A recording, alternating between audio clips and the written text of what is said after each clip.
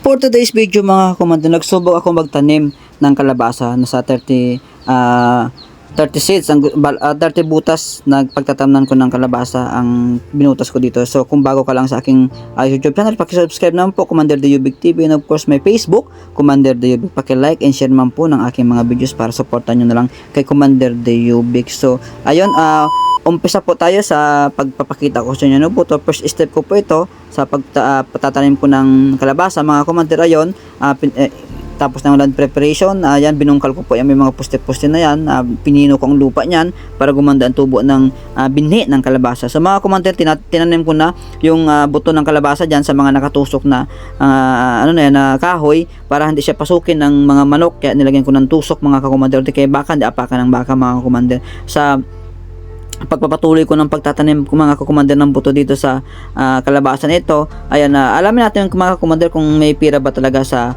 pagtatanim ng kalabasa mga kakumander. So first step, pa lang ito, una pa lang pagtatanim ko ng kalabasa mga kakumander na sa 30 puno, ulitin ko na sa 30 puno mga kakumander. So tapos na ako magtanim ng kalabasa mga kakumander. So obserbahan natin at sana tutukan nyo lagi kung ako po ay kikita sa pagtatanim ko ng kalabasa sa 30 puno mga kakumander. Kung mapapansin nyo mga kakumander, hindi ko po naubos yung buto kasi nga alam ko may sasablay dyan na hindi tutubo, kaya tiniran ko talaga ng panghulip kung tawagin sa amin, para kung halimbawa hindi tumubo yung iba dyan, ay yan po yung isasalpa ko, yung natitirang buto ng kalabasa na yan mga kakumander. So mga kakumander, napakainam at kung may mga bakante kayong lupa na pwede naman pagtamtanan yun na kasing dagdag income pa rin mga kakumander. So ayun, hindi ko alam kung magkano ang presyo sa market ng per kilo ng kalabasa mga commander. So napakagandang itamnan to kasi hindi ito ganong masilan yung kalabasa mga kakumander, sabi ng mga taong mga advisor ko mga commander. Ayun mga commander, diniligan ko na ito.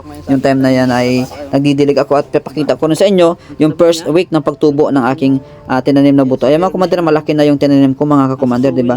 Medyo nagkaroon na ng dahon mga commander. Kung makikita nyo, talagang napakataba niyan mga commander. So yan mga commander, after 3 weeks, yan na po yung tinanim ko, simula buto hanggang sa lumabas yung mga dahon, hanggang sa ito na po yung dahon after 3 weeks mga commander. Kung napapansin nyo, diba, after 3 weeks pa lang malalaki na ang kalabasa. Sa kadahilan ng mga commander, ito ay organic fertilizer yan. May mga ipa na, may mga tae ng itik, manok at tae ng baka yan mga commander. Pinino ko yung lupa na yan para maganda nga yung tubo. So may mga langgam-langgam. So hindi ko pa alam po anong diskarte niya. Comment down below lang po para maturuan niyo ako sa prevent ng langgam yung nagsasalakay dito sa aking kalabasa mga commander. Napapansin niyo, di ba?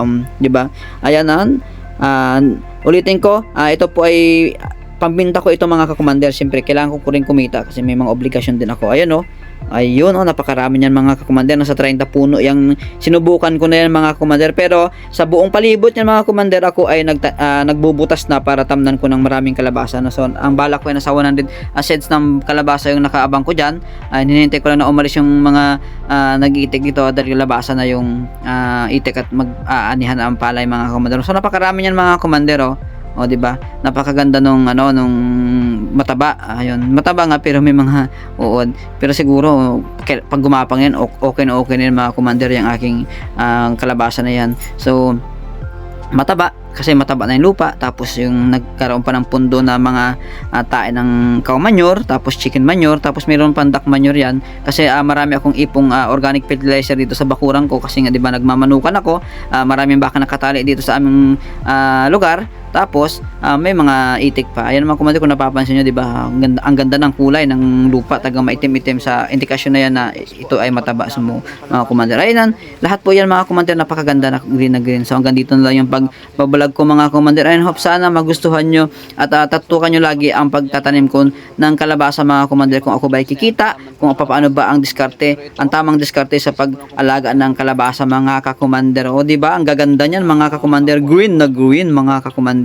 Ayun so di ko alam kung ilang buwan ito ha. Comment down below lang po kung ilang buwan po ang pwede nang magbulaklak or malaki na yung kung kailang ilang buwan bago magbunga kasi first time lang po ako na magtanim. Siguro si Kuya Paul nga pala, shoutout kay Kuya Paul, ayun, sa mga Villanueva. Yan, si Kuya Paul ang nagturo sa akin na idea. Ang bala ko sana lalagyan ko pa ng tawag yan, yung commercial fertilizer. Meron naman akong abono dito. Pero yung nakita ko yung laki ng, yung taba ng aking kalabasa, hindi ko na inisip na lagyan ng commercial fertilizer. Yung bagkos, yun na lang pong mga organic. So hanggang dito na lang mga kumader. Maraming salamat.